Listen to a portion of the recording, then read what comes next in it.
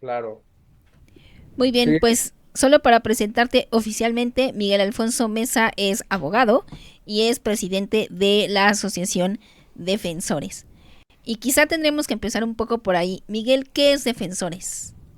bueno, mejor hay que empezar porque no soy abogado, soy casi abogado porque ¿Cuasi abogado? ¿Por no, qué? no he terminado la pinche tesis, entonces Ah, ¿Cuántos No. años tienes, Miguel?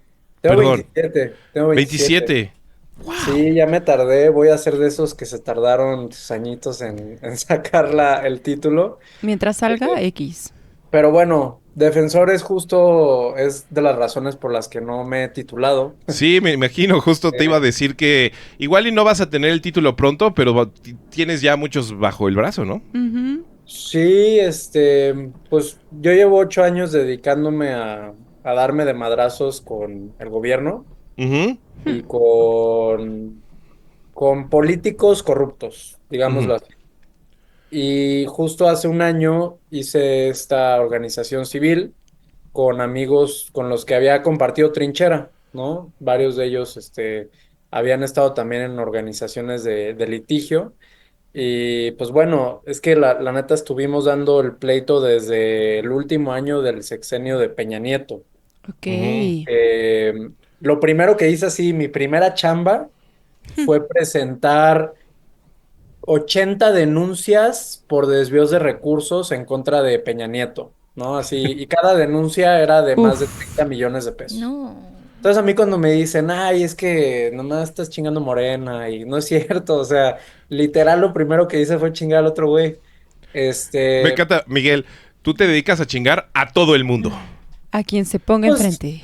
pues no a todo mundo, a los, A los neta, que merecen ser chingados. sí, a los que se pasan de lanza, la verdad. Ujú, Y pues bueno, entre otras cosas, ya ven que AMLO canceló un aeropuerto, Ujú. ujú. que nos costó 300.000 millones de pesos, eso como mexicanos. Y entonces fue de los primeros casos en los que me tocó participar. Y esto es relevante porque a mí me dicen, oye, ¿tú por qué estás haciendo esto de la elección judicial, no? Y es porque me tocó ver desde cerca, desde hace más de 6 años, bueno, no, sí, como 6 años cómo presionaron a los jueces.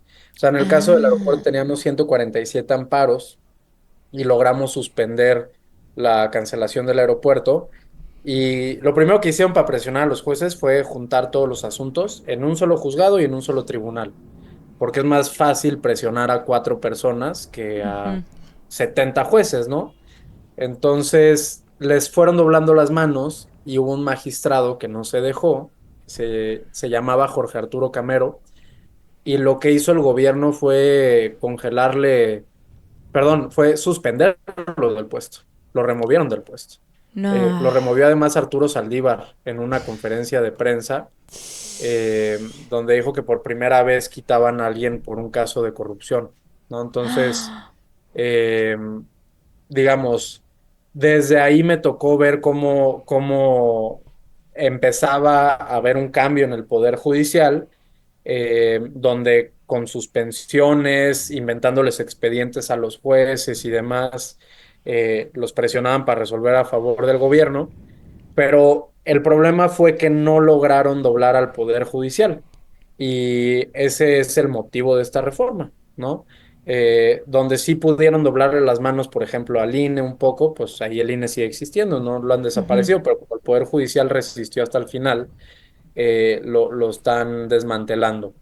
Y en realidad, pues ahora tenemos una elección judicial y mucha gente piensa, ay, qué hueva participar en la elección judicial, no lo entiendo, o no me importa quiénes son los jueces, si yo no tengo un asunto. Y creo Claro. que hay un punto importante que está cambiando la naturaleza de nuestra democracia, ¿no? Ujú. Cerca de un punto que quién sabe si sigue siendo democrática. México está viviendo la destitución judicial masiva más grande de la que se tenga registro en la historia del mundo.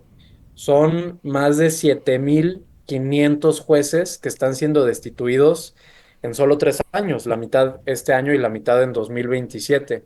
Ujú. Entonces, ¿cómo chingados estamos viviendo? un golpe de estado al poder judicial de esa magnitud y la respuesta de la mayoría de la ciudadanía es, pues no me importa y no participo y no hago nada y a mí no me afecta, ¿no? Cuando Mm. es claro que está cambiando completamente cómo funciona nuestra democracia, si le dan un madrazo así donde tumban a todos los jueces para poner a los jueces del partido en el poder.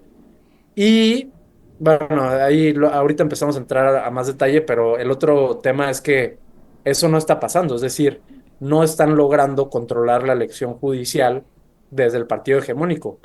Hay un chingo de tribus que se están peleando por poner a sus jueces. Sí. Y algunas de esas tribus, pues, son del crimen organizado, ¿no? Claro. Entonces, la verdad no tienen control sobre el proceso y nos pusieron, ahora sí que sacaron el botín para que se lo queden los peores intereses del país. Sí. Oye, Miguel, vamos a entrar directamente a lo de la reforma, porque es pero sí te tengo que preguntar. O sea, estás manejando unas cifras cronológicas muy marcadas, pero también nos dijiste hace un momento tu edad. Entonces, sí me gustaría entender por qué más o menos entre tus 18 y 19 años, en vez de empezar a drogarte salvajemente, decidiste amar a la Constitución. Con Eh, locura. ¿O qué pasa en la vida de alguien que dice, voy a ir a una fiesta? No, voy a estudiar la Constitución. Quítate. ¿No? es que yo no sé por qué asumes que no me drogué salvajemente. No lo digas aquí, va a quedar Hay registrado. tiempo ¿Y qué para tal si vas a todo. ser presidente en No, algún no. momento? No. Tampoco me drogué salvajemente. Ajá. Este, no, pues a ver, mira, yo era un analfabeta a los 16 años. Ajá. Me regalaron libros y hubo uno que me atrapó y quería estudiar filosofía, ¿no? Y ¿Qué libro? em, el que me atrapó se llama La elegancia del erizo, es una novela, nada que ver. Ajá, claro. Pero eso me hizo empezar a leer y luego llegué a otro que se llama Dos teorías de la libertad, de Isaiah Berlin, Ujú. que es un filósofo ruso. Y básicamente el güey dice, a ver, ok, si te interesa la filosofía y quieres buscar el conocimiento, pues en general lo que piensan esos güeyes es que hay que buscar el conocimiento sobre el bien, ¿no? Y más que buscar entonces el conocimiento, pues hay que intentar impactar en la vida pública, Ujú. digamos, en cómo es la sociedad, porque ahí es donde se define gran parte de lo que nos puede llevar a estar mejor o peor.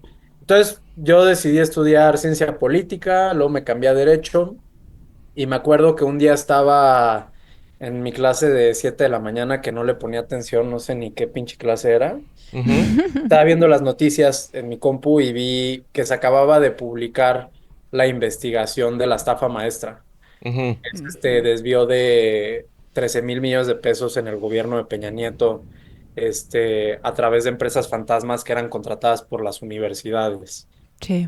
Y ahí yo dije, porque además estaba bien chida la página, ¿no? O sea, había pues como todo el esquema de las universidades y luego de cómo se llevaron el dinero a todas las empresas y luego a otras empresas y luego a personas que vivían no sé, había un caso textual de una persona que vivía en un basurero y que se supone que era dueña de esta empresa Ujú. multimillonaria. Y cuando yo vi todo eso dije, no mames, qué chingón, o sea, yo quiero trabajar ahí algún día, ¿no? Ujú. Entonces eso lo había publicado Animal Político y Mexicanos contra la Corrupción. Y pues como un año después fui a pedir chamba ahí a Mexicanos contra la Corrupción. Les dije, güey, la neta es que no sé si tienes una vacante, no sé si tienes presupuesto, pero yo quiero trabajar aquí y si no tienes para pagarme no hay pedo. Y si no me contratas ahorita, yo voy a regresar en 2 años y te voy a volver a pedir trabajo, ¿no? Y se apiadaron y dijeron, sí, está bien, o sea, Sí, tranqui, güey, tranqui. Pásale. Miguel, nos acabas de asustar muchísimo, mejor pasa. Así por las buenas pasa. Pues sí, Así, pásale. bajita la mano, baja esa pistola y pasa, por favor. Sí, entonces, pues de eso, o sea, sí estaba joven, no sabía un carajo y también por eso me he tardado tanto en graduarme, ¿no? Porque siempre está sucediendo algo tan importante en el país que digo, ay, güey, o sea, ponerme a estudiar estas madres, digo, hay materias que me encantan, ¿no? Pero las demás como que, digo, ya las terminé hace mucho tiempo, ya nada más falta la tesis, pero sí, eh, pues hubo semestres que de plano dije, güey, ahorita hay una guerra, o sea, ahorita hay la guerra judicial más grande que va a haber en muchos años, ¿no? Ujú. No Prioridades. sabía que iba a ser tan pronto la siguiente guerra judicial grande, pero era la del aeropuerto en ese momento y dije, no voy a meter ni una materia, o sea, me voy a meter a los trancazos. Entonces, pues sí, llevo poco, pero ha estado intenso. Pues sí. Pues Qué listo, mi chido. querido Miguel. Muchísimas gracias. Eh, Entrando un poco en detalle, ¿nos puedes contar sobre el litigio que interpusieron en contra de la reforma judicial? Y ahora que está aprobada, ¿qué sigue Con Sí, respecto a ese con litigio, ese digamos. litigio? claro. Nosotros presentamos varios amparos en contra de esta reforma por un chingo de razones, ¿no? Porque está mal la reforma, pero también porque estuvo mal hecha y entonces no es una reforma constitucional, es lo que nosotros decimos. O sea, si la receta para hacer un pie dice que de limón, dice que le tienes que poner limón y huevo y no sé qué, pero tú al final le pones chocolate y no lo metes al horno, pues no es un pie de limón, ¿no? Guacala. Entonces, también hay pasos para reformar la Constitución y si no sigues esos pasos no se reforma. Y a mí me Ajá. tocó estar cuando se discutió esta madre. O sea, me tocó estar en un gimnasio encerrado. Ah, tú estuviste ahí. Yo estaba ahí encerrado, yo estuve ahí hasta las 7 de la mañana que se terminó de votar la reforma, porque le iban a votar en la Cámara de Diputados. Ujú. Entonces los trabajadores y los estudiantes cerraron los alrededores de la Cámara de Diputados, hicieron una sede alterna que literalmente era un gimnasio con unas canchas de básquet, le metieron un chingo de sillas para los 500 diputados, además estaba como atrincherado porque es ahí adentro del autódromo, entonces pues imagínate, o sea, tienes muchísimas, eh, digamos, un perímetro bien asegurado alrededor para que nadie se meta. De hecho, fue un desmadre entrar, o sea, yo en ese momento trabajaba con una diputada y, bueno, la diputada no la dejaban pasar, este, a las, no sé, 1 de la mañana, tú veías quién estaba discutiendo ahí y ya no eran los diputados, o sea, quienes estaban sentados en sus asientos eran sus choferes, sus asesores, otras personas. What? Entonces decíamos, oye, güey, ni siquiera hay quórum, ¿no? Que es pues esta necesidad de que haya la cantidad mínima de diputados para que algo se pueda votar. Ujú. Los votos se contaron así a mano alzada.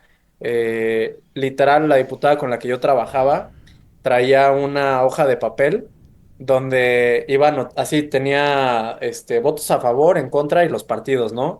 Y entonces iba anotando palitos cada vez que iba diciendo su No, voto. qué horror. Entonces así se aprobó esta pinche reforma y luego en el Senado, que ya saben que hubo un portazo, se metieron estudiantes y trabajadores a donde discuten los senadores, se llevaron la discusión a otro lado, el gobierno estaba extorsionando a un senador, por otro lado también rociaron a uno de gasolina cuando estaba intentando entrar a la sede alterna, o sea, hubo muchísimas irregularidades, ¿no? Entonces, es parte de por qué peleamos esta reforma y la otra es pues porque le dan su madre a la división de poderes.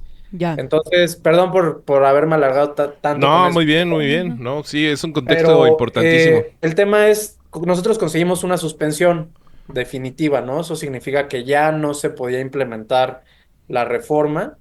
Eh, Literalmente nada de la reforma se podía conforme a esta suspensión que obtuvimos. Ujú. Y esa suspensión, de hecho, sigue viva hasta el día de hoy, Ujú. ¿no? O sea, tenemos una orden judicial que dice que nada de esto se puede hacer. Pero pues ya desde hace varios años al gobierno le vale madres lo que diga el Poder Judicial, porque tienen el poder para que les valga madres. Y aún así han hecho toda esta reforma. ¿Qué sigue con el amparo? Pues ahí está, pero lo vamos a perder y si lo ganamos, la verdad es que no va a pasar nada. Ya. Por eso ya como que hay que entender, y muchos abogados no lo entienden, pero ya que llevar las luchas políticas a la arena jurídica no va a funcionar por muchos años, ¿no? Entonces, hay que luchar la política pues en las calles, en los medios, haciendo organización colectiva, acciones comunitarias, pero ya como que esa puerta creo que está bastante cerrada y hay que aceptarlo. Y hay que aceptar también que hay otras reglas del juego, ¿no? O sea, ahora se eligen 881 cargos federales este año y pues quien diga yo no participo porque no legitimo, pues yo creo que está en un error porque una, la reforma está legitimada, ¿no? O sea, toda la Ujú. gente, la mayoría de la gente está a favor de esta reforma. Eso dicen las encuestas. En segundo lugar, pues ya está en la Constitución Pues sí. y van a ser las reglas ahora, ¿no? Entonces, los que no participan, pues simplemente se la están dejando más fácil, creo yo, a otros intereses que se adueñan del Poder Judicial. Entonces creo que está bien estar en contra, yo por eso siempre digo, yo, o sea, no podría estar más en contra de esta reforma, Ujú. hasta tengo un amparo en contra de ella, pero creo que lo que podemos hacer en este momento ya es participar activamente eh, para intentar que las cosas no salgan tan mal, ¿no? Ok, Claro. claro. Sí. Eh, ¿Tú crees que el Poder Judicial